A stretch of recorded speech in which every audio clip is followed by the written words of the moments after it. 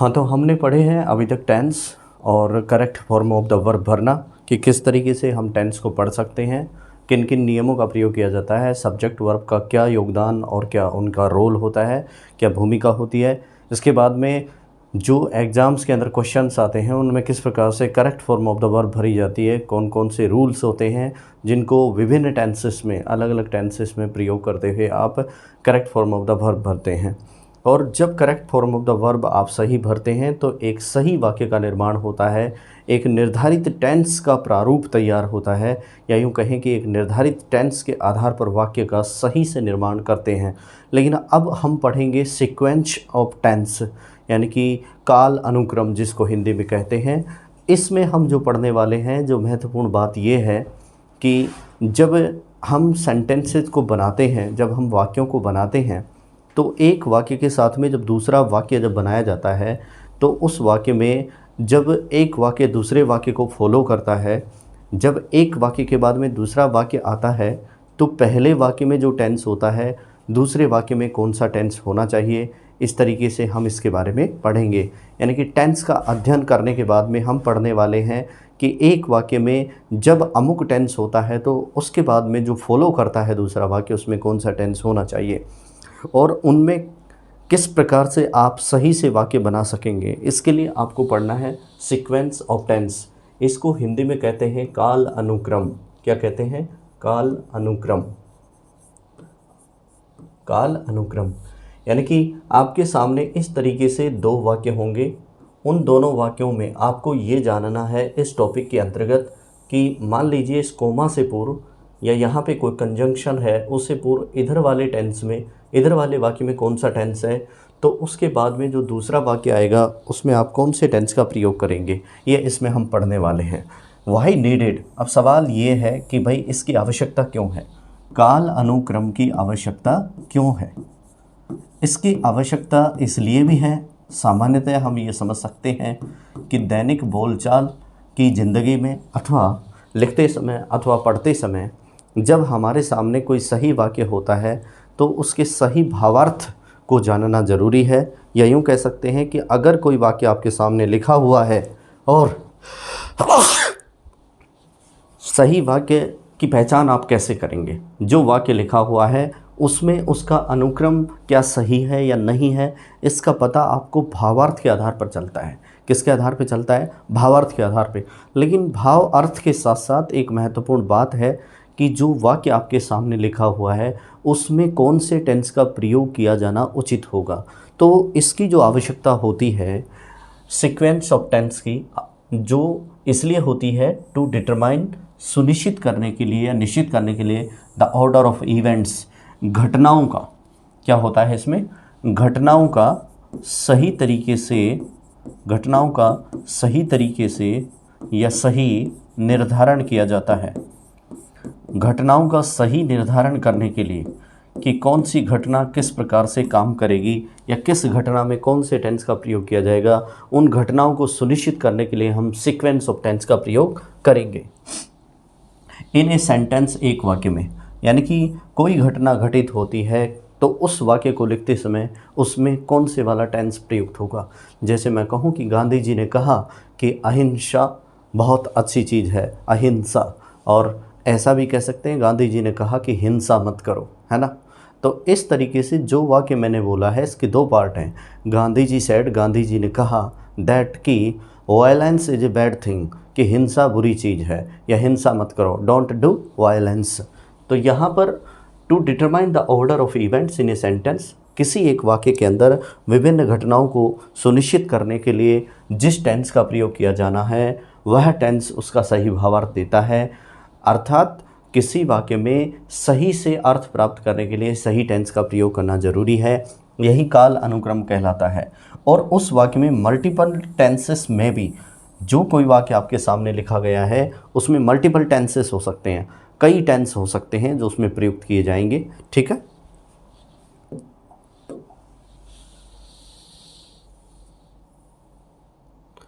अब हम इसके डायरेक्ट पढ़ेंगे रूल्स कि जो सीक्वेंस ऑफ टेंस होता है, काल अनुक्रम जो होता है, उसके सीक्वेंस ऑफ जो टेंस होता है उसके मेजर रूल कौन कौन से हैं। महत्वपूर्ण जो नियम होते हैं वो कौन कौन से होते हैं। देखो, इसको मैंने शॉर्टलिस्ट करके शुरू में ही आपके लिए तैयार किया है, लिख दिया है, और उसमें स्पष्ट रूप से आप समझ सकते हैं कि यदि एक किसी वाक्य में पास्ट टेंस है तो उसके बाद दूसरा जो वाक्य आएगा उसमें पास्ट टेंस होगा, इसकी संभावना है या ऐसा होना चाहिए। अगर किसी वाक्य में पास्ट टेंस है तो उसके बाद में पास्ट टेंस आएगा, यानी कि पास्ट फॉलोज पास्ट। मान लीजिए किसी वाक्य में शुरू में वर्ब की सेकंड फॉर्म है तो इसके बाद में आने वाला जो इसके साथ एडजॉइन जो जुड़ा हुआ दूसरा वाक्य है उसमें भी पास्ट टेंस होगा। कौन सा टेंस होगा? पास्ट टेंस होगा। नेक्स्ट है एनी टेंस आफ्टर प्रेजेंट और फ्यूचर। प्रेजेंट और फ्यूचर टेंस के बाद में प्रेजेंट टेंस होता है जिसके बाद में, अथवा जो फ्यूचर टेंस होता है विल शैल, उसके बाद में कोई सा भी टेंस आ सकता है। पहले वाले वाक्य में यदि प्रेजेंट अथवा फ्यूचर टेंस आया है, प्रेजेंट अथवा फ्यूचर टेंस आया है तो ये ध्यान रखना है कि उसके बाद में कोई सा भी टेंस फॉलो करेगा। ठीक है। तीसरा नियम होगा प्रेजेंट फॉलोज फ्यूचर, कि जो फ्यूचर टेंस होता है उसके बाद में सर्वथा कौन सा टेंस आता है। यदि किसी वाक्य में विल शैल है, क्या है? विल शैल है, तो इसके बाद में हमेशा कौन सा टेंस आने वाला है? प्रेजेंट टेंस आने वाला है। ठीक है। अब आप कहेंगे सर ये कैसे क्या किया जाएगा, तो इसमें आपको बता रहा हूँ कि दो वाक्य होंगे। जब दो वाक्य सर्वथा प्रयुक्त किए जाते हैं, काम में लिए जाते हैं, तो पहले वाक्य में प्रेजेंट टेंस जो होगा फ्यूचर टेंस होगा, उसके बाद में प्रेजेंट टेंस आएगा।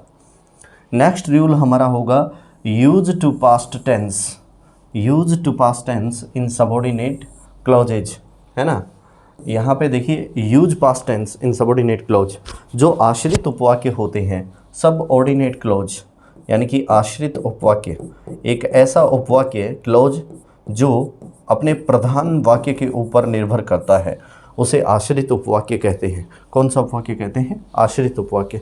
तो use past tense in subordinate clause, जो आश्रित उपवाक्य होंगे उसमें हमारे को किसका प्रयोग करना होगा? पास्ट टेंस का प्रयोग करना होगा। नेक्स्ट है विद कंजंक्शन। अगर कहीं पे कंजंक्शन लगा है दैट, कौन सा कंजंक्शन? दैट, तो इसके बाद में मोस्ट प्रोबेबल ये चांसेस होंगे कि वहाँ पर आपको मॉडल वर्ब का प्रयोग करना है। कौन सी वर्ब का प्रयोग करना है? Modal verb. मॉडल वर्ब आप जानते हैं कि मॉडल ऑक्सिलरी जो होती हैं वो कुल मिला के 13 होती हैं, उनमें से किसी भी मॉडल का प्रयोग दैट के बाद में किया जा सकेगा। इस प्रकार से ये 5 मेजर रूल्स हैं, 5 मेजर स्ट्रक्चर हैं, आप ये कह सकते हैं। ये कुछ ऐसी स्ट्रक्चर हैं जिनको आपको काल अनुक्रम को पढ़ने के लिए या सीक्वेंस ऑफ टेंस को पढ़ने या समझने के लिए यूज करना है, प्रयोग करना है। कैसे? पास्ट टेंस के बाद में पास्ट टेंस दूसरे वाक्य में आएगा। अगर any tense after present future, अगर कोई प्रेजेंट अथवा फ्यूचर टेंस पहले वाक्य में है तो उसके बाद में कोई सा भी टेंस प्रयुक्त किया जाएगा।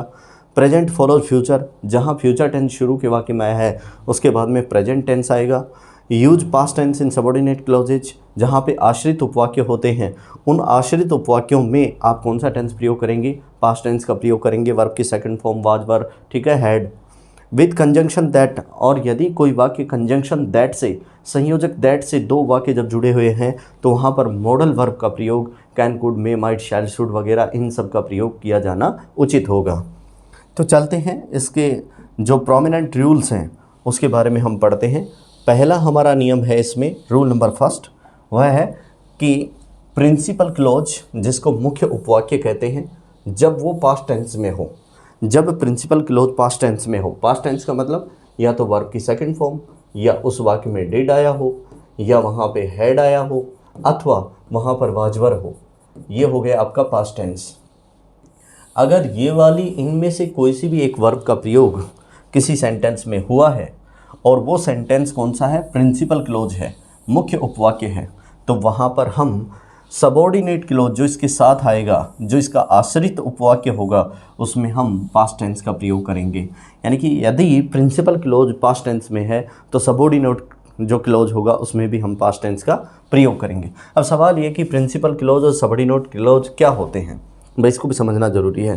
प्रिंसिपल क्लॉज जो होता है, दो वाक्य होते हैं। देखिए, जब हम वाक्यों का फॉर्मेशन पढ़ते हैं, उनका ट्रांसफॉर्मेशन पढ़ते हैं, तब इनको अच्छे से समझ सकते हैं। वैसे यहाँ पर आपको जनरल इन्फॉर्मेशन मैं बता देता हूँ कि जो प्रिंसिपल क्लॉज होता है और जो सबऑर्डिनेट क्लॉज होता है वो क्या होता है। प्रिंसिपल क्लॉज जो होता है इसमें क्या होता है, एक सब्जेक्ट होता है, एक वर्ब होता है और ये पूर्ण अर्थ देता है। और जो सबऑर्डिनेट क्लॉज होता है इसकी शुरुआत हमेशा दैट, इफ़, वेदर, या ऐसा कह सकते हैं कि किसी भी कंजंक्शन से जिस वाक्य की शुरुआत होती है, किसी भी कंजंक्शन से जिस वाक्य की शुरुआत होती है वह वाक्य सबॉर्डिनेट क्लोज या आश्रित उपवाक्य कहलाता है। समझ गए? और इसमें एक बेसिक चीज़ जो आप इन चीज़ों के अलावा समझ सकते हैं वो ये है कि जो प्रिंसिपल क्लोज होता है उसकी शुरुआत किसी भी कंजंक्शन से नहीं होती है, उसकी शुरुआत सीधे सब्जेक्ट से होती है, सब्जेक्ट प्लस वर्ब से। लेकिन जो सबॉर्डिनेट क्लोज होता है उसकी शुरुआत किससे होगी? कंजंक्शन से होगी। ये ध्यान रखना है। तो इसके एग्जाम्पल देखते हैं कि जब प्रिंसिपल क्लोज पास्ट टेंस में है तो सबॉर्डिनेट क्लोज जो कंजंक्शन से शुरू होता है, किससे शुरू होता है? कंजंक्शन या कनेक्टिव से शुरू होता है, उसमें भी कौन सा टेंस होगा भाई? उसमें भी कौन सा टेंस होगा? पास्ट टेंस होगा। उदाहरण देखिए, माई मदर यहाँ पे सब्जेक्ट है। जब कोई वाक्य सब्जेक्ट से डायरेक्ट शुरू होता है तो वो कौन सा होता है? प्रिंसिपल क्लोज होता है। यहाँ पे मैंने बताया है माई मदर सब्जेक्ट है, अश्योर्ड वर्ब की सेकंड फॉर्म यानी कि पास्ट टेंस है। कौन सा टेंस है? पास्ट टेंस है। तो हमारा पहला रूल यहाँ पे इम्प्लीमेंट होता है कि जब प्रिंसिपल क्लोज की शुरुआत में पास्ट टेंस है तो आने वाले सबॉर्डिनेट क्लोज में भी पास्ट टेंस होगा। कौन सा टेंस होगा? पास्ट टेंस होगा। माई मदर अश्योर्ड मी, मेरी माँ ने मुझे आश्वासन दिया, दैट की, ये देखो दैट एक कंजंक्शन है, दैट यहाँ पे क्या है? कंजंक्शन है, ये कनेक्टिव है, संयोजक है। My mother assured me that she would gift me, कि वह मुझे उपहार देगी एक कार, कि वह मुझे गिफ्ट में एक कार देगी। मेरी माँ ने इस बात के लिए मुझे अश्योर किया कि वह मुझे एक कार उपहार में देगी या गिफ्ट करेगी। ठीक है ना? तो यहाँ पे देखो माई मदर अश्योर्ड मी, मेरी माँ ने भूतकाल में किसी एक निश्चित समय पर, एक डेफिनिट टाइम पर कहा था, आश्वासन दिया था कि वह मुझे एक क्या देगी? कार देगी। अब ये हमारा रूल है कि जब प्रिंसिपल क्लोज जो बिना किसी कंजंक्शन के शुरू होता है उसमें पास्ट टेंस है तो आने वाले सबॉर्डिनेट क्लोज में भी पास्ट टेंस होना चाहिए। तो यहाँ पे देखो वुड प्लस वर्ब की first form, would plus first verb की फर्स्ट फॉर्म जो होती है, वुड प्लस वर्ब की जो फर्स्ट फॉर्म होती है वह भी कौन सा टेंस होता है? पास्ट टेंस होता है। कौन सा टेंस होता है भाई? पास्ट टेंस होता है। इसका मतलब हमारा वाक्य सही है। दूसरा एग्जाम्पल देखिए, ही यहाँ पे सब्जेक्ट है। जब वाक्य सब्जेक्ट से शुरू हो रहा है तो यहाँ पर ये प्रिंसिपल क्लोज है। कौन सा क्लोज है? प्रिंसिपल क्लोज है, प्रिंसिपल क्लोज है। इससे पूर्व यहाँ पे माई मदर सब्जेक्ट से शुरू हुआ था तो ये भी प्रिंसिपल क्लोज था, पीसी। ठीक है? ही आस्क्ड मी, उसने मेरे से पूछा, आस्क्ड वर्ब की second form past tense, he asked me, उसने मेरे से पूछा। व्हाट, ये WH कंजंक्शन है। कौन सा कंजंक्शन है? WH वर्ड वाला कंजंक्शन है। ठीक है ना? व्हाट आई वॉज डूइंग, मैं क्या कर रहा था। ही आस्क्ड मी, उसने मेरे से पूछा कि मैं क्या कर रहा था। आई जो यहाँ पर सब्जेक्ट है, इसके बाद में ये वर्ब आई है, helping verb plus main verb, helping verb plus main verb की चौथी फॉर्म या वर्ब की फर्स्ट फॉर्म के साथ ING। उसने मेरे से पूछा कि वह क्या कर रहा था। अब यहाँ पर देखिए इसके दो पार्ट हो गए, एक पार्ट ये हो गया है और एक पार्ट ये हो गया है। अगर इन दोनों को अलग अलग पढ़ते हैं तो इनमें एक अंतर आएगा, वो देखिए समझिए। ही आस्क्ड मी, उसने मेरे से पूछा, व्हाट आई वाज डूइंग, मैं क्या कर रहा था। तो इसमें आपको क्या समझ में आया कि केवल अगर ही आस्क्ड मी इस प्रधान उपवाक्य या प्रिंसिपल क्लोज को आप पढ़ते हैं तो पूरा अर्थ नहीं आता है। ही आस्क्ड मी, उसने मेरे से पूछा। ठीक है? व्हाट आई वॉज डूइंग, मैं क्या कर रहा था, इसको अलग से पढ़ेंगे।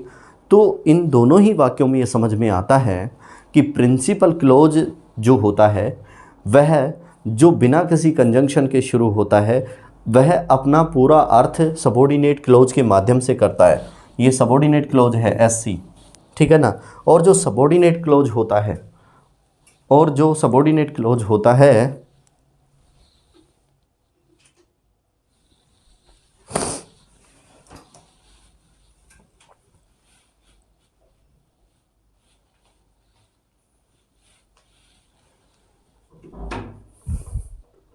बंद हो गया क्या? नहीं लाइट चली गई है। हाँ, लाइट जाने से तो पता नहीं, बंद है रो, ये 2 दिन आते हैं। क्यों बंद है? रोज पहले तो ना ओपन तो जाते कौन है? एक बार बात कर दो। कौन सा टॉपिक चल रहा है? सीक्वेंस ऑफ टेंस, काल अनुक्रम, कि जब दो वाक्य होते हैं, यदि पहले वाक्य में कोई सा एक अमुक टेंस है तो नहीं बंद है वो तो बंद कर देते 10 मिनट 10-5 मिनट क्यों, इसको काट देगा फिर बाद में। लाइट ये तो हाँ वो ठीक है चलने तो देख जाएगा 10-1 मिनट का फिर 10 मिनट। कर गया मुश्किल जेल है वो वैसे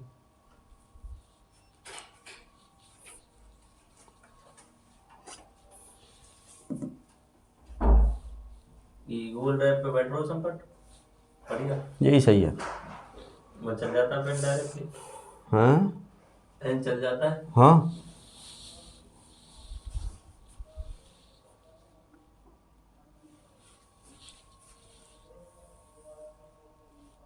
शानदार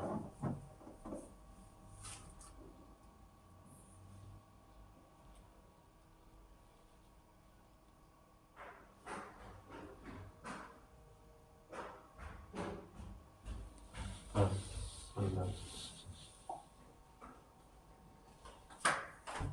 राहुल तुम छोड़े जा रहे हैं क्या? राहुल को डाउनलोड कर देंगे मैं तो और क्लियर कर दो उनको।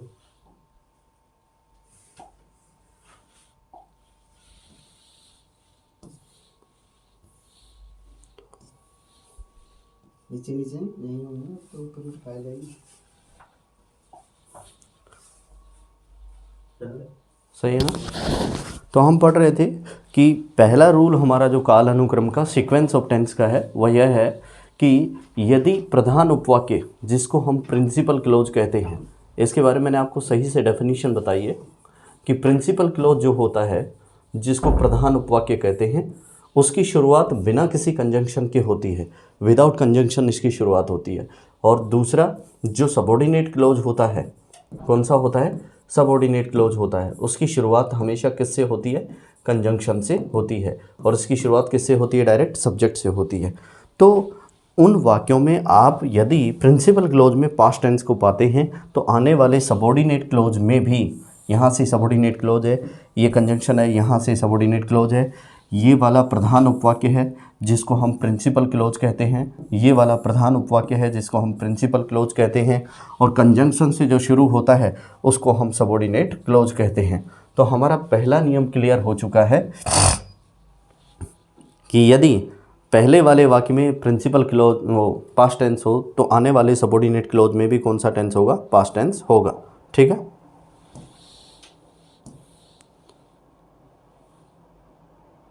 देखिए यहाँ पर नेक्स्ट एग्जाम्पल है, दे सेड, उन्होंने कहा। से की सेकंड फॉर्म है सेड। से की कौन सी फॉर्म है, सेकंड फॉर्म है। सेकंड फॉर्म है तो ये पास्ट टेंस है। दे सेड, उन्होंने कहा, दैट की, उन्होंने कहा कि, दैट की, they were preparing for ring ceremony, कि वे अंगूठी की रस्म के लिए तैयारी कर रहे थे। तो दे सेड इसके बाद में देखो ये कंजंक्शन है, दैट कंजंक्शन, तो दैट कंजंक्शन इसके साथ होगा, और जब कंजंक्शन इसके साथ होगा तो ये वाला जो क्लोज होगा ये सबऑर्डिनेट क्लोज होगा। कौन सा क्लोज होगा, आश्रित उपवाक्य होगा। जबकि कंजंक्शन से पूर्व वाला जो वाक्य होगा वह प्रिंसिपल क्लोज यानी कि प्रधान उपवाक्य होगा। तो इस तरीके से हमने ये समझा है कि जब प्रिंसिपल क्लोज में जब कौन सा टेंस हो, पास्ट टेंस हो, तो सबऑर्डिनेट क्लोज जो आश्रित उपवाक्य होता है उसमें भी कौन सा टेंस होगा, उसमें भी कौन सा टेंस होगा, प्रिंसिपल क्लोज के बाद में आने वाले सबऑर्डिनेट क्लोज में पास्ट टेंस होगा। ठीक है। लेकिन इस रूल का एक अपवाद है, इसका एक अपवाद है। अपवाद क्या है, यदि किसी वाक्य में यूनिवर्सल ट्रूथ हो यानी कि शाश्वत सत्य, कौन सा सत्य हो, शाश्वत सत्य। यदि किसी वाक्य में यूनिवर्सल ट्रूथ हो, हिस्ट्रिकल फैक्ट हो यानी कि ऐतिहासिक तथ्य हो, ऐतिहासिक तथ्य, इतिहास की सच्चाई हो, साइंटिफिक ट्रूथ, वैज्ञानिक सच हो, मैथमेटिकल कैलकुलेशन, गणितीय अगर उसमें कैलकुलेशन हो, तो वहाँ पर जो सबऑर्डिनेट क्लोज जो होगा, कौन सा क्लोज होगा, सबऑर्डिनेट क्लोज, वो प्रेजेंट टेंस में यूज होगा। कौन से टेंस में होगा, प्रेजेंट टेंस में यूज होगा। जैसे मैं कहूँ गजेंद्र ने कहा कि पृथ्वी सूर्य के चारों ओर चक्कर लगाती है, तो ये क्या है, यूनिवर्सल फैक्ट है, इसको आप कभी बदल नहीं सकते। यूनिवर्सल फैक्ट यानी एक ऐसा फैक्ट जो कभी बदल नहीं सकता। ठीक है ना, वो हमेशा सर्वथा एक जैसा ही रहता है। जैसे सूर्य पूर्व में उगता है, सूर्य पश्चिम में कभी उगेगा नहीं। तो इस प्रकार का जो वाक्य होगा जो आश्रित उपवाक्य के रूप में काम में लिया जाएगा, उसमें आपको कौन सा टेंस लगाना है, प्रेजेंट टेंस लगाना है। कौन सा टेंस लगाना है? प्रेजेंट टेंस लगाना है। ठीक है, इसके एग्जाम्पल हम देख लेते हैं। देखिए, जैसे यहाँ पे पहला उदाहरण है, ही सेड, उसने कहा। यहाँ पे वर्ब की सेकंड फॉर्म, ये सब्जेक्ट है। दैट यहाँ पे कंजंक्शन है। दैट क्या है? कंजंक्शन है। अर्थ यहाँ पे सब्जेक्ट है। रिवॉल्व यानी घूमती है। देखो, रिवॉल्व यानी घूमना, रिवॉल्व यानी घूमती है। वर्ब की फर्स्ट फॉर्म के साथ ऐसे प्रेजेंट सिंपल, राउंड द सन यानी पृथ्वी के चारों ओर। उसने कहा था या उसने कहा, उसने कहा था या उसने कहा, ये वर्ब की सेकंड फॉर्म। यहाँ तो पास्ट टेंस है। कौन सा टेंस है? Past tense. लेकिन अंदर आने वाला जो कंजंक्शन के बाद में आने वाला वाक्य है, इस वाले वाक्य में आपको क्लियरली स्पष्ट रूप से ये दिख रहा है कि वहाँ पर प्रेजेंट सिंपल है। लेकिन जब इसका हम भावार्थ निकालेंगे, जब हम इसका अर्थ समझते हैं कि उसने कहा कि पृथ्वी सूर्य के चारों ओर चक्कर लगाती है, ठीक है ना, तो इसका मतलब लगाती है, वो यूनिवर्सल ट्रुथ है। इसलिए वहाँ पर पास्ट के बाद में कौन सा टेंस लगाया है? प्रेजेंट टेंस लगाया है। ये ध्यान रखना है। कृष्णा टोल्ड, कृष्णा ने बताया, वर्ब की सेकंड फॉर्म पास्ट टेंस। इन गीता, गीता में भगवान श्री कृष्ण ने गीता में कहा। दैट, ये कंजंक्शन है। यहाँ से सबऑर्डिनेट क्लोज आश्रित उपवाक्य शुरू है। That life is not victory, भगवान श्री कृष्ण ने गीता में कहा था कि जो ज़िंदगी है वह जीवन जो है वो विजय नहीं है बट बैटल, बल्कि क्रांति है। यानी कि जीवन में आप सर्वथा विजय की उम्मीद नहीं कर सकते, बल्कि उसमें आपको क्रांति करनी पड़ेगी, उसमें आपको संघर्ष करने पड़ेंगे। ठीक है ना। तो यहाँ पे लाइफ के बाद में इज आया है। इज जो है प्रेजेंट टेंस का द्योतक है, प्रेजेंट टेंस बताता है। अब यहाँ पे एक ये यूनिवर्सल फैक्ट है कि भगवान श्री कृष्ण ने कहा, वो इतिहास का तथ्य बन गया, इसलिए प्रेजेंट टेंस का प्रयोग, भले ही इधर कौन सा टेंस आया हो, पास्ट टेंस। नेक्स्ट है न्यूटन डिस्कवर्ड, न्यूटन ने खोज की थी। डिस्कवर्ड यानी खोज की, वर्ब की second form past tense, Newton subject है। दैट यहाँ पे कंजंक्शन है, इससे वाक्य शुरू है और इस वाले वाक्य को हम सबऑर्डिनेट क्लोज या आश्रित उपवाक्य कहेंगे। न्यूटन डिस्कवर्ड, न्यूटन ने खोज की। दैट की the apple falls because of gravitation force, उन्होंने कहा था कि द एप्पल यानी सेब, फॉल्स यानी गिरता है, फॉल्स यानी गिरता है। इसका मतलब प्रेजेंट टेंस, कौन सा टेंस है? Present tense. और प्रेजेंट का कौन सा है? फॉल वर्ब की फर्स्ट फॉर्म है, गिरना, और जब फॉल के साथ में हम एस लगा देते हैं तो ये प्रेजेंट सिंपल है। न्यूटन ने इस बात की खोज की कि जब एप्पल जो गिरता है, सेब जो गिरता है धरती पे, तो उसका कारण है बिकॉज ऑफ ग्रेविटेशन फोर्स, यानी कि गुरुत्वाकर्षण बल के कारण जो सेब होता है वो पेड़ से अलग होते ही ज़मीन पे गिरता है, आसमान में नहीं जाता है। तो ये जो है ये साइंटिफिक फैक्ट है, साइंटिफिक फैक्ट है, क्योंकि इसमें कौन सी फोर्स की बात हो रही है? ग्रेविटेशन फोर्स की बात हो रही है। इधर पास्ट टेंस था, लेकिन इधर हमने किसका प्रयोग किया? प्रेजेंट टेंस का। और प्रेजेंट टेंस का प्रयोग सर्वथा उन वाक्यों में किया जाता है जहाँ पर यूनिवर्सल ट्रुथ हो, जहाँ पर हिस्ट्रिकल फैक्ट हो, जहाँ पर हैबिचुअल फैक्ट हो, और जहाँ पर ऐसे ही अन्य दूसरे वाक्य जो होते हैं, जो कोई कहावत होती है, उसमें भी कौन से टेंस का प्रयोग करते हैं? प्रेजेंट सिंपल का। नेक्स्ट एग्जांपल है, वी यहाँ पे सब्जेक्ट है, लर्नड यहाँ पे वर्ब की सेकंड फॉर्म है। लर्नड यहाँ पे वर्ब की कौन सी फॉर्म है? सेकंड फॉर्म है। सेकंड फॉर्म का मतलब कौन सा टेंस है? पास्ट टेंस है। वी लर्नड, हमने सीखा, फ्रॉम पेरेंट्स यानी हमारे माता पिता से, हमने हमारे माता पिता से सीखा। यहाँ पे ये वाक्य पूरा हो गया है। इसके बाद में दैट यहाँ पे कंजंक्शन है, दैट कंजंक्शन है, इससे वाक्य नेक्स्ट शुरू हो रहा है। वी लर्नड फ्रॉम पेरेंट्स, हमने माता पिता से सीखा। दैट की ट्रुथ ऑलवेज ट्राइम्फ्स, कि जो जीत होती, सच्चाई होती है वह हमेशा जीतती है, सच्चाई हमेशा जीतती है। हमने अपने माता पिता से ये बात सीखी है कि सच्चाई जो होती है वह हमेशा जीतती है। सच्चाई क्या करती है? हमेशा उसी की विजय होती है। इधर पास्ट टेंस था, लेकिन ऐसा सामान्य तौर पर जब कहा जाए कि सच्चाई की हमेशा जीत होती है, झूठ की कभी नहीं होती है, तो ये यूनिवर्सल फैक्ट है, ये शाश्वत तथ्य है, ये कभी मिट नहीं सकता। सच्चाई ही जीतती है, बुराई और कभी भी झूठ नहीं जीतता है। तो इन वाक्यों में जहाँ पर यूनिवर्सल ट्रुथ, जहाँ पर हिस्ट्रिकल फैक्ट, जहाँ पर साइंटिफिक फैक्ट, जब ये चीज़ें आएँ तो उस वाले वाक्य में हम प्रेजेंट सिंपल टेंस का प्रयोग करेंगे।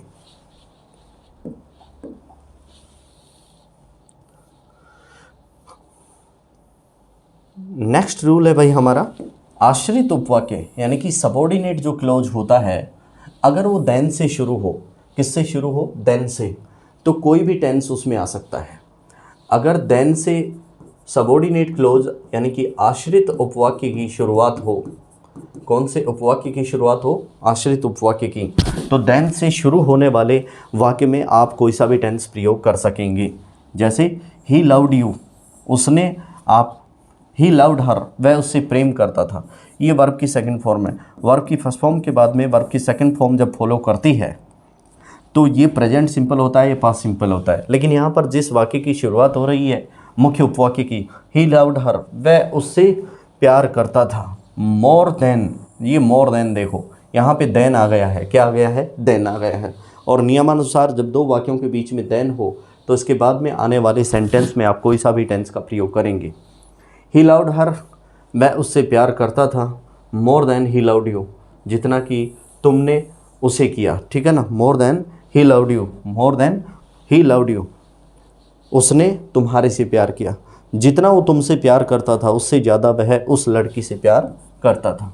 यहाँ पर भी वर्ब की सेकंड फॉर्म है, यहाँ भी वर्ब की सेकंड फॉर्म है। इधर भी पास्ट था, इधर भी पास्ट था, लेकिन ये ज़रूरी नहीं है। जब दो वाक्यों के बीच में देन हो तो प्रेजेंट भी आ सकता है, फ्यूचर भी आ सकता है। नेक्स्ट है ही लव्ड मी, वह मुझसे प्यार करता था। लव्ड वर्ब की सेकंड फॉर्म, वह मुझसे प्यार करता था, मोर देन, कहीं ज़्यादा, ही विल लव यू, वह तुमसे प्यार करेगा। वह जितना तुमसे प्यार करेगा उससे कहीं ज़्यादा मुझसे प्यार करता था। तो यहाँ पे पास्ट टेंस है और यहाँ पे शैल विल प्लस वर्ब की फर्स्ट फॉर्म, ये फ्यूचर टेंस है। तो अब हमारे नियम के अनुसार ये बात सही है कि देन दो वाक्यों के बीच में है तो आने वाले वाक्य में कोई सा भी टेंस यहाँ पे प्रयुक्त किया जा सकेगा। नेक्स्ट है I will surely miss you, मैं ज़रूर आपको मिस करूँगा, मैं ज़रूर आपको मिस करूँगा। यहाँ पे देखो कौन सा टेंस है? फ्यूचर टेंस है। कौन सा टेंस है? फ्यूचर टेंस है। I will surely miss you, मैं निश्चित रूप से आपको मिस करूँगा। मोर देन, कहीं ज़्यादा, आई मिस्ड एनीवन एल्स, मैंने किसी दूसरे को मिस किया हो। मैंने किसी को भूतकाल में जितना मिस किया हो उससे कहीं ज़्यादा मैं निश्चित रूप से आपको मिस करूँगा। यहाँ पर क्या है? देन से शुरू होने वाले सबऑर्डिनेट क्लोज आश्रित उपवाक्य में हमने पास्ट टेंस देखा है, लेकिन जो प्रधान उपवाक्य है जहाँ पर बिना कंजंक्शन के वाक्य की शुरुआत हो रही है, प्रिंसिपल क्लोज में हमने यहाँ पर कौन सा टेंस पाया है? फ्यूचर टेंस पाया है। कौन सा टेंस है भाई? Future tense.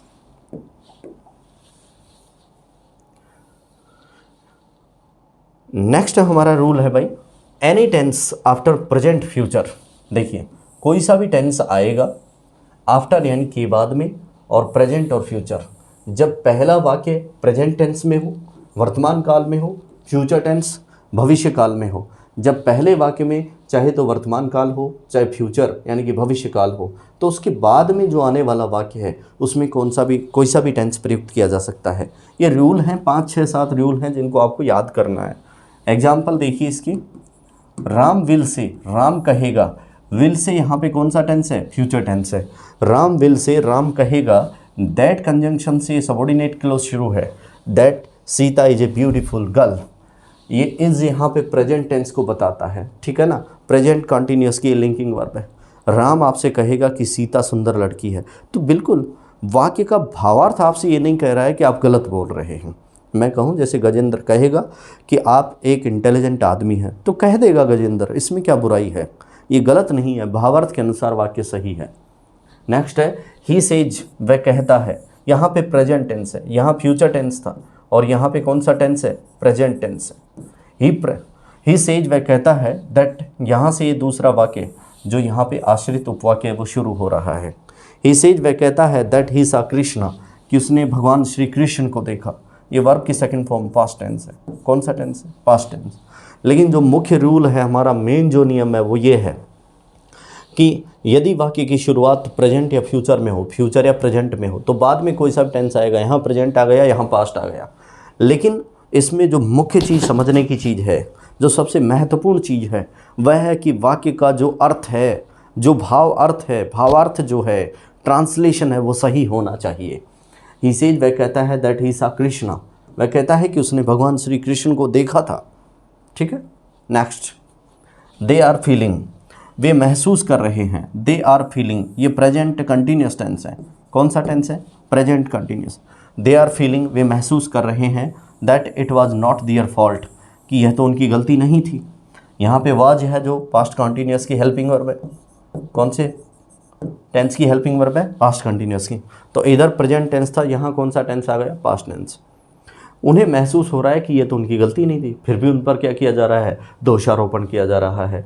तो यहाँ पे प्रेजेंट या फ्यूचर में जब कोई वाक्य होता है तो बाद में आने वाला जो वाक्य होगा उसमें कोई सा भी टेंस प्रयोग में लाया जा सकेगा।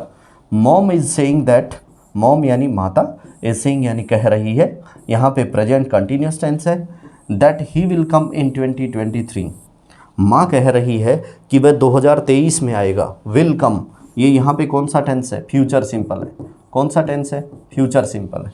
तो इसका मतलब इधर प्रेजेंट आ गया, इधर फ्यूचर आ गया, इधर प्रेजेंट आ गया, इधर पास्ट आ गया, प्रेजेंट आ गया, पास्ट आ गया, फ्यूचर आ गया, प्रेजेंट आ गया। मूल बात, मूल भावना यह है कि जहाँ वाक्य की शुरुआत होती है, जिस प्रिंसिपल क्लोज में यदि फ्यूचर अथवा प्रेजेंट टेंस हो, तो बाद में आने वाले वाक्य में भावार्थ के अनुसार आप कोई से भी टेंस का प्रयोग कर सकेंगे, बशर्ते आपका लिखा, बोला, पढ़ा हुआ वाक्य सही होना चाहिए।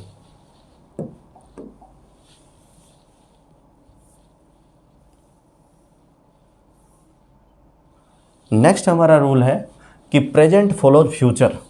जब किसी वाक्य में शुरुआत में फ्यूचर टेंस हो, यानी कि भविष्यकाल हो, जब वाक्य की शुरुआत भविष्यकाल से हो, तो बाद में आने वाला जो दूसरा वाक्य होगा उसमें सर्वथा कौन सा टेंस होगा, प्रेजेंट टेंस होगा। कौन सा टेंस होगा, प्रेजेंट टेंस होगा। और इसमें कंजंक्शंस का रोल होगा। किसका रोल होगा, कंजंक्शंस का, यानी इन दोनों वाक्यों के बीच में पहला वाक्य जो होगा वो फ्यूचर भविष्य काल में होगा, दूसरा जो होगा वो वर्तमान काल में होगा। कौन से काल में होगा, वर्तमान काल में। पहला वाक्य फ्यूचर टेंस में होगा, दूसरा वर्तमान काल में होगा, और इन दोनों के बीच में कोई ना कोई कंजंक्शन होगा या संयोजक इन दोनों को जोड़ने वाला होगा। जैसे I will teach you after I finish learning, I will teach you, मैं तुम्हें पढ़ाऊँगा, विल टीच। देखो पहले वाले वाक्य में कौन सा टेंस है, फ्यूचर सिंपल है, यहाँ पर फ्यूचर इंडेफिनिट या फ्यूचर सिंपल टेंस है। और जब पहले वाक्य में फ्यूचर सिंपल या फ्यूचर इंडेफिनिट टेंस है, तो बाद वाले वाक्य में कौन सा टेंस आना चाहिए, प्रेजेंट टेंस। ये देखो आई जो करता है उसके साथ में वर्ब की फर्स्ट फॉर्म है, और वर्ब की फर्स्ट फॉर्म है तो यहाँ पर ये कौन सा टेंस हो जाएगा, प्रेजेंट सिंपल हो जाएगा। कौन सा टेंस हो जाएगा, प्रेजेंट सिंपल। अब इसका भावार्थ पढ़ते हैं। I will teach you after I finish learning, मैं आपको पढ़ाऊँगा बाद में, आई फिनिश लर्निंग, मेरा सीखने के बाद में, या मैं सीखना जैसे ही पूरा करता हूँ मैं आपको पढ़ाऊँगा। इस तरीके से इस वाक्य का भावार्थ सही होगा। नेक्स्ट है if you don't work hard, यदि तुम कठिन परिश्रम नहीं करते हो, ये प्रेजेंट टेंस है। कौन सा टेंस है, प्रेजेंट टेंस, क्योंकि do does plus not plus verb की फर्स्ट फॉर्म ये प्रेजेंट सिंपल होता है। कौन सा टेंस होता है, प्रेजेंट सिंपल। लेकिन इस वाक्य की शुरुआत में एक महत्वपूर्ण बात आपको ये बताई थी कि प्रेजेंट टेंस के बाद में फ्यूचर आएगा, ये निश्चित है, लेकिन उन दोनों के बीच में कंजंक्शन होना चाहिए। और जिस वाक्य की शुरुआत में कंजंक्शन हो वह वाक्य सर्वथा सबॉर्डिनेट क्लोज या आश्रित उपवाक्य होता है। कैसा उपवाक्य होता है, आश्रित उपवाक्य, या इसको सहायक उपवाक्य भी कह सकते हैं। इसका मतलब ये प्रिंसिपल क्लोज नहीं है, बाद में आएगा principal clause. If you don't work hard now, यदि तुम अब कठिन परिश्रम नहीं करते हो, यू विल फेल टेरिबली, तो आप खतरनाक तरीके से अनुत्तीर्ण या फेल हो जाएंगे। शैल विल प्लस वर्ब की फर्स्ट फॉर्म ये फ्यूचर टेंस है। और इस वाले वाक्य में एक अहम जो ध्यान देने योग्य बात है वो ये है यू। क्या है, यू। जो यू है यहाँ पर इसके पूर्व कोई कंजंक्शन नहीं है, इधर कोमा है तो कोई कंजंक्शन नहीं है, यहाँ पर डायरेक्ट सब्जेक्ट से इसकी शुरुआत हो रही है, subject plus verb plus object. इसका मतलब ये वाला प्रिंसिपल क्लोज है। कौन सा क्लोज है, प्रिंसिपल क्लोज है। और ये वाला कौन सा क्लोज है, सबॉर्डिनेट क्लोज है।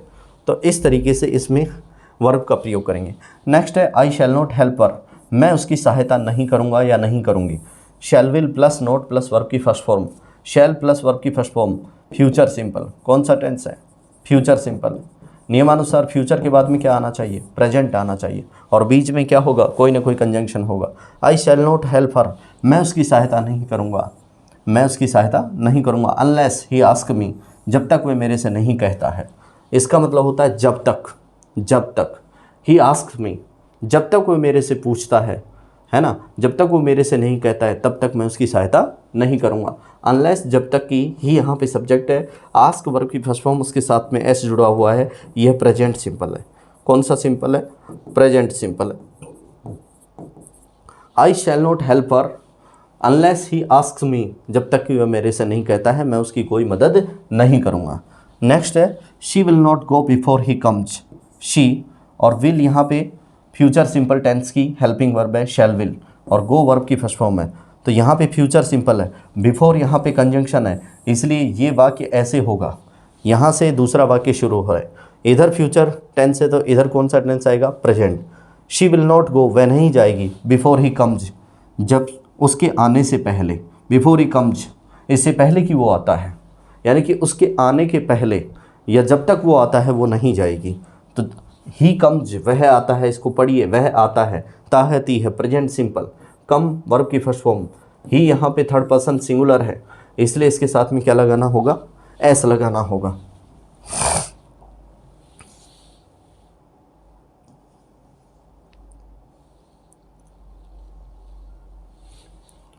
नेक्स्ट हमारा एग्जाम्पल है भाई, दे विल स्टार्ट, वे शुरू होंगे या वे शुरू कर देंगे, as soon as the bus arrives, जैसे ही बस पहुंचती है वे रवाना हो जाएंगे। द बस अराइव्स यहाँ पर वर्ब की फर्स्ट फॉर्म के साथ में एस लगा हुआ है, ये प्रेजेंट सिंपल है। कौन सा सिंपल है? प्रेजेंट। दे विल स्टार्ट, वे शुरू होंगे, वे अपना काम शुरू कर देंगे, एज सून एज, जितना जल्दी, द बस अराइव्स, बस पहुंचती है। यहाँ फ्यूचर है, इधर प्रेजेंट है नियमानुसार। नेक्स्ट है एग्जाम्पल, जिससे आप समझ सकते हैं, आई शैल हेल्प हर, मैं उसकी सहायता करूँगा, ये फ्यूचर सिंपल है। आई और वी के साथ में शैल लगता है, ठीक है ना, ये सही है। आई शैल हेल्प हर, मैं उसकी सहायता करूँगा, इवन इफ़, यद्यपि, शी डजंट आस्क मी, इसका मतलब होता है यद्यपि, ठीक है। इवन इफ, यद्यपि, she doesn't ask me, doesn't, do does और प्लस वर्ब की फर्स्ट फॉर्म जो होती है वह प्रेजेंट सिंपल होता है। इधर फ्यूचर था, इधर प्रेजेंट है। जब तक वो मेरे से नहीं पूछती है मैं उसकी सहायता नहीं करूँगा, या इसको ऐसे बोल सकते हैं, मैं उसकी सहायता नहीं करूँगा यद्यपि वह मेरे से नहीं पूछती है, ठीक है। नेक्स्ट है, यदि वाक्य even if, when, till, etcetera से शुरू हो, यदि किसी वाक्य की शुरुआत इवन इफ से हो, इफ से हो, व्हेन से हो अथवा टिल से हो, इस प्रकार के किसी कंजंक्शन से जब किसी वाक्य की शुरुआत होती है, किसकी शुरुआत होती है? किसी वाक्य की शुरुआत होती है, तो इसके बाद में प्रेजेंट एवं प्रिंसिपल जो क्लोज होगा वो फ्यूचर टेंस में होगा। इस वाले रूल को समझने का प्रयास कीजिए, यानी कि जब सबऑर्डिनेट क्लोज भाई इवन इफ व्हेन टिल इनसे शुरू होगा तो इसका मतलब कंजंक्शन है, और जब कंजंक्शन से वाक्य की शुरुआत होगी तो वो सबऑर्डिनेट क्लोज होगा, वो प्रिंसिपल क्लोज नहीं होगा। कौन सा क्लोज होगा? सबऑर्डिनेट क्लोज होगा, ठीक है ना। और जब सबऑर्डिनेट क्लोज से इसकी शुरुआत होगी, ठीक है ना, तो हम क्या करेंगे, जो प्रिंसिपल क्लोज होगा, हमारा प्रधान वाक्य जो होगा प्रिंसिपल क्लोज, वो फ्यूचर में होगा। कौन से टेंस में होगा? फ्यूचर टेंस में। इसका मतलब जिस वाक्य की शुरुआत किसी कंजंक्शन से नहीं होगी वहाँ फ्यूचर होगा, और even if when till etcetera से जो वाक्य शुरू होगा, है ना, उसमें कौन सा टेंस होगा? प्रेजेंट टेंस होगा। उदाहरण देखते हैं, इफ़ कंजंक्शन से वाक्य की शुरुआत है तो इसका मतलब जाहिर सी बात है सबऑर्डिनेट क्लोज है, प्रिंसिपल क्लोज नहीं है। इफ़ ही कम्स लेट, यदि वह देरी से आता है, तो देखो ये प्रेजेंट आ गया है। इनसे यदि शुरुआत है तो कौन सा टेंस होगा? प्रेजेंट, वर्ब की फर्स्ट फॉर्म उसके साथ में S. If he comes late, यदि वह देरी से आता है, आई शैल नॉट गो, तो मैं नहीं जाऊँगा, नहीं जाऊँगी।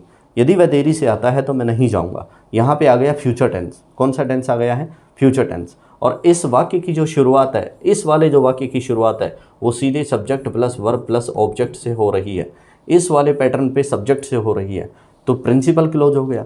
और प्रिंसिपल क्लोज में कौन सा टेंस है? शैल विल, फ्यूचर टेंस है। इसलिए क्लियर। नेक्स्ट एग्जाम्पल है एज, ये भी कंजंक्शन है तो ये भी सबऑर्डिनेट क्लोज आश्रित उपवाक्य होगा। एज द बस अराइव्स, जैसे ही बस पहुंचती है, जैसे ही बस आती है या बस पहुंचती है, तो यहाँ पे ये देखिए ये प्रेजेंट टेंस है। एज जो कंजंक्शन है, इससे जब वाक्य शुरू हो रहा है तो इस वाले वाक्य में तो कौन सा टेंस? प्रेजेंट टेंस आया है। एज द बस अराइव, जैसे ही बस पहुंचती है, वी शैल गो, हम जाएंगे। यहाँ पे कोई कंजंक्शन नहीं है, ये मुख्य उपवाक्य है, प्रिंसिपल क्लोज है, तो यहाँ पे कौन सा टेंस आ गया? फ्यूचर आ गया। तो नियमानुसार दोनों जो एग्जाम्पल हैं वे सही हैं। दोनों एग्जाम्पल क्या है? सही हैं। नेक्स्ट एग्जाम्पल है अनटिल। अनटिल, ये अनस्टिल नहीं है, अनटिल ही वर्क्स प्रॉपरली, जब तक वह सही से काम नहीं करता है। अनटिल कंजंक्शन है, और जब कंजंक्शन की शुरुआत होती है तो वहाँ पे आपको आने वाले वाक्य में प्रेजेंट सिंपल का प्रयोग करना है, प्रेजेंट टेंस का प्रयोग करना है इस नियम के अनुसार। अनटिल ही वर्क्स प्रॉपरली, जब तक वह सही से काम नहीं करता है। नथिंग यानी कुछ भी नहीं, ये यहाँ पे सब्जेक्ट है नथिंग। नथिंग विल बी, ये फ्यूचर टेंस है। जब कंजंक्शन से वाक्य की शुरुआत हो रही है तो उसमें प्रेजेंट टेंस, और आने वाले दूसरे प्रधान उपवाक्य में यानी कि प्रिंसिपल क्लोज में आपको कौन सा टेंस लगाना है, future tense. Nothing will be good, कुछ भी सही नहीं होगा। अनटिल ही वर्क्स प्रॉपरली, जब तक वह सही से कार्य नहीं करता है तो कुछ भी अच्छा नहीं होगा। ठीक है। नेक्स्ट है टिल, ये भी कंजंक्शन है, ये भी क्या है, कंजंक्शन है। टिल ही कम्स, जब तक वह आता है। यहाँ पे इसका जो भावार्थ होगा वो क्या होगा, जब तक वह आता है। वी शैल वेट, हम इंतज़ार करेंगे। यहाँ प्रेजेंट है देखो, कम्स वर्ब की फर्स्ट फॉर्म के साथ एस, और शैल वेट ये यहाँ पे क्या है, फ्यूचर है। जब तक वह आता है हम इंतज़ार करेंगे, हम क्या करेंगे, इंतज़ार करेंगे। तो इस तरीके से इस वाले नियम में हमने ये सीखा है कि जब वाक्य की शुरुआत में कोई कंजंक्शन हो तो जिस वाक्य की शुरुआत किसी कंजंक्शन से और इनमें से किसी कंजंक्शन से, even if when, till, until, है ना, या एज सून एज, जब इस प्रकार के कंजंक्शन से किसी वाक्य की शुरुआत होती है तो वो सबॉर्डिनेट क्लोज, आश्रित उपवाक्य होता है, और उस वाले वाक्य में हमारे को प्रेजेंट टेंस का प्रयोग करना है। जबकि उसके बाद में जो वाक्य आएगा, उसके बाद में जो वाक्य आएगा उस वाक्य में हमारे को कौन सा टेंस प्रयोग में लाना है, ये देखिए फ्यूचर टेंस प्रयोग में लाना है। कौन सा टेंस यूज करेंगे, फ्यूचर टेंस यूज करेंगे। ठीक है। नेक्स्ट है भाई हमारा, नेक्स्ट रूल है आश्रित उपवाक्य में भूतकाल का प्रयोग, यानी कि जो सबॉर्डिनेट क्लोज होगा उसमें पास्ट टेंस का प्रयोग। उसमें कौन से टेंस का प्रयोग, पास्ट टेंस का प्रयोग। पास्ट टेंस का मतलब वर्ब की second form, was were, had plus verb की थर्ड फॉर्म, या हैड बीन एटसेट्रा। ठीक है ना। आश्रित उपवाक्य में भूतकाल का प्रयोग। नियम को पढ़ते हैं। यदि कुछ वाक्यांश, कुछ ऐसे फ्रेज जैसे as if, it is time, what if, wish that, यदि इनसे शुरुआत हो तो वहाँ पे पास्ट टेंस का प्रयोग होगा। यदि किसी सेंटेंस की शुरुआत, कौन से सेंटेंस की शुरुआत, कोई से भी सेंटेंस की शुरुआत यदि as if, it is time, what if और विश दैट से हो तो वहाँ पे कौन से टेंस का प्रयोग करेंगे, हम पास्ट टेंस का प्रयोग करेंगे। ठीक है ना। तो ये जो होते हैं ये कल्पना को बताने वाले, है ना, माना कि ऐसा होता, काश, ऐसे शब्दों को परिभाषित करते हैं। तो क्या हुआ, व्हाट इफ, है ना। तो इसके एग्जाम्पल देखिए, आई विश, मैं चाहता हूँ, आई न्यू हर अर्लियर, कि मैं उसे पहले पहचान जाता। आई विश, मैं चाहता हूँ, आई न्यू हर अर्लियर, कि मैं उसे पहचान जाता। मैं ये मानता हूँ कि काश मैंने उसको पहचान लिया होता, लेकिन आप पहचान नहीं पाए। इसका मतलब क्या है, ये भूतकाल में समय बीत चला है। और विश से जब किसी वाक्य में शुरुआत हो रही है तो आने वाले जो वाक्य हैं उसमें वर्ब की सेकंड फॉर्म या पास्ट टेंस का प्रयोग करेंगे। कौन से टेंस का प्रयोग करेंगे, पास्ट टेंस का प्रयोग करेंगे। नेक्स्ट है she acted as if. She acted, she यानी वह या उसने, एक्टेड यानी, एक्टेड का मतलब होता है कार्य किया। उसने ऐसे कार्य किया, एज इफ मानो कि, एज इफ, ये यहाँ पे देखिए, एज इफ मानो कि नथिंग हैपन्ड, कुछ भी नहीं हुआ था। उसने अपने आप को ऐसे शो किया जैसे किसी आदमी के द्वारा किसी का कत्ल कर दिया जाए, मर्डर कर दिया जाए, लेकिन उसके बाद में भी कई घाघ अपराधी होते हैं जो आपको ये महसूस नहीं होने देते कि गलती उसने की है। ठीक है ना। तो वही इस वाक्य की परिभाषा है कि किसी लड़की ने ऐसे अपना अभिनय किया मानो कि कुछ हुआ ही नहीं था। तो यहाँ पे देखो, एज इफ से जब शुरुआत है इस वाले कंजंक्शन से तो आने वाले वाक्य में वर्ब की सेकंड फॉर्म पास्ट टेंस का प्रयोग हुआ है। नेक्स्ट है इट इज़ टाइम, यह वो समय है, यह भी इसमें है, इट इज टाइम। जब इट इज टाइम से किसी वाक्य की शुरुआत है तो आने वाले खाली स्थान में आपको वर्ब की सेकंड फॉर्म का प्रयोग या पास्ट टेंस का प्रयोग करना है। इट इज़ टाइम, यह वह समय है, यू कंसल्टेड ए डॉक्टर, जब आपने एक डॉक्टर से परामर्श लिया था, इसका मतलब पास्ट टेंस। ठीक है। नेक्स्ट एग्जाम्पल है भाई देखिए, व्हाट इफ, तो क्या हुआ, सी हेटेड मी हिम, वह उससे घृणा करती थी। अगर वह उससे घृणा करती थी, अगर वो उससे हेट करती थी तो क्या हुआ। व्हाट इफ से जब वाक्य की शुरुआत हो गई और आगे आने वाले वाक्य में यदि खालिस्तान है तो आपको वर्ब की सेकंड फॉर्म का प्रयोग करना है। वर्ब की कौन सी फॉर्म का प्रयोग करना है? सेकंड फॉर्म का। What if she hated him, क्या हुआ अगर उसने उससे घृणा की तो, है ना, तो ये पास्ट टेंस है। नेक्स्ट हमारा रूल है भाई जो है कि कंजंक्शन यानी संयोजक, जो वाक्यों को जोड़ने का काम करते हैं, शब्दों को जोड़ने का काम करते हैं, उन्हें कहते हैं संयोजक। यदि कंजंक्शन दैट अथवा सो दैट के साथ आप किसी वाक्य को प्रयुक्त करते हैं तो वहाँ मॉडल वर्ब्स का यूज होगा। कौन सी वर्ब का यूज होगा? मॉडल वर्ब्स का। यानी कि वहाँ पे आपको किसी टेंस का प्रयोग नहीं करना है, बल्कि मॉडल प्लस वर्ब की फर्स्ट फॉर्म, दो चीज़ें उसमें यूज हो सकती हैं। जब किसी वाक्य में दो कंजंक्शन हो, इन दो में से कोई एक, या तो दैट या सो दैट, तो उस वाले वाक्य में आपको किसका प्रयोग करना है? मॉडल का प्रयोग करना है। और मॉडल का प्रयोग या तो इस तरीके से इस फॉर्मेट में यूज होता है, मॉडल प्लस वर्ब की फर्स्ट फॉर्म, या फिर modal plus be plus verb की थर्ड फॉर्म के रूप में आप इसका प्रयोग कर सकेंगे। ठीक है जी, उदाहरण देखिए इसके।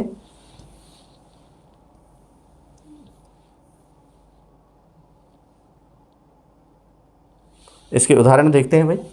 उदाहरण है वी वर्क यानी काम करना और हार्ड यानी कठिन, वर्क की फर्स्ट फॉर्म में। इधर ये बहुवचन करता है, वी वर्क हार्ड, हम कठिन परिश्रम करते हैं। इसका मतलब प्रेजेंट सिंपल होगा, वर्ब की फर्स्ट फॉर्म है तो वी वर्क हार्ड, हम कठिन परिश्रम करते हैं। सो दैट इसलिए कि, सो दैट इसलिए कि, इसमें पर्पज होता है। जब किसी वाक्य में सो दैट कंजंक्शन लग जाता है तो वहाँ पर उस वाक्य में उद्देश्य होता है। क्या होता है? उद्देश्य होता है। वी वर्क हार्ड, हम कठिन परिश्रम करते हैं। सो दैट इसलिए कि, वी यानी हम, मे प्रॉस्पर यानी समृद्ध हो सके, फ्यूचर यानी भविष्य में, एक्शन मे प्रॉस्पर फ्यूचर एक्शन मॉडल, ठीक है ना, सॉरी वहाँ पे वाक्य खत्म हो गया था। हम कठिन परिश्रम करते हैं इसलिए कि वी मे प्रॉस्पर, हम समृद्ध बन सके। तो यहाँ पे फ्यूचर एक्शन है, भविष्य का है, जिसमें मॉडल मे का प्रयोग हुआ है। तो नियमानुसार आपको क्या बताया था कि जब किसी वाक्य में सो दैट या दैट कंजंक्शन का प्रयोग हो तो उससे किसका मालूम होता है? उससे उस वाक्य में पर्पज या उद्देश्य का मालूम होता है। तो हम कठिन परिश्रम करते हैं इसलिए कि हम समृद्ध या धनवान बन सकें, ठीक है ना। तो वहाँ पर बन सकें, इसका मतलब भविष्य का आपको पर्पज बताया जा रहा है। नेक्स्ट है दे वर्कड हार्ड, उन्होंने कठिन परिश्रम किया। उन्होंने क्या किया? कठिन परिश्रम किया। यहाँ पे वर्ब की सेकंड फॉर्म पास्ट टेंस, इसका मतलब ये कहा जाए कि उसके परिवार में उन लोगों ने कठिन परिश्रम किया। सो दैट इसलिए कि, किस लिए किया उन्होंने? ये कंजंक्शन है। सो दैट यहाँ पे पर्पज है, यहाँ उद्देश्य है। भाई उनके कठिन परिश्रम करने का क्या उद्देश्य था? उनका उद्देश्य था दे यानी वे माइट नॉट पेरिश, कि वे गायब ना हो जाएं, विलुप्त ना हो जाएं। उन्होंने कठिन परिश्रम की ताकि उनका क्या रहे? वजूद बना रहे। माइट नॉट पेरिश, माइट यहाँ पे मॉडल है, माइट यहाँ पे मॉडल है। और सो दैट के बाद में मे अथवा माइट मॉडल का प्रयोग किया जा सकता है, ठीक है। नेक्स्ट है ही यानी कि ओमकार सेड, ओमकार ने कहा, दैट कि you may work with new India, कि आप न्यू इंडिया के साथ काम कर सकते हैं। यहाँ पे दैट, यहाँ इसका जो कोई व्यक्ति है, जैसे मैं बोल रहा हूँ ओमकार ने कहा, दैट यानी कि ओमकार ने क्या कहा? You may work with new India, आप न्यू इंडिया के साथ काम कर सकते हैं। जो मूल बात है वो ये है कि दो वाक्यों के बीच में दैट या सो दैट कंजंक्शन जुड़ा है तो बाद में आने वाले वाक्य में आप मॉडल का प्रयोग करेंगे।